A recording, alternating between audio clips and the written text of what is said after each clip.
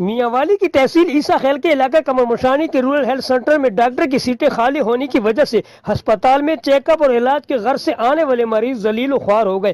ونجاری، گلہ خیل، ناصری والا اور دیگر دور دراز علاقوں سے آنے والے مریضوں میں ہسپتال پہنچ کر پریشانی کی لہر دوڑ جاتی ہے، کیونکہ مریض 15 سے 20 کلومیٹر کا فاصلہ طے کر کے علاج کے غرض سے آتے ہیں، لیکن رورل ہیلتھ سینٹر کمرمشانی بغیر ڈاکٹر کے ڈسپنسر کے رحم و کرم پر چھوڑ دیا گیا۔ رورل ہیلتھ سینٹر کمرمشانی میں موجود تمام ڈاکٹر نے تبادلہ کروا لیا۔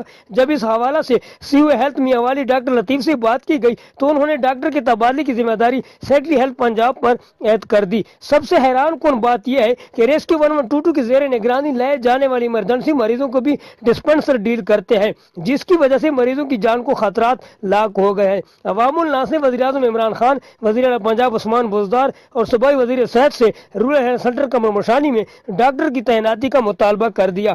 ہم لاتے ہیں ٹاپ نیوز، آپ کے فیورٹ ٹاک شوز اور ان لمیٹڈ انٹرٹینمنٹ صرف یوٹیوب پر۔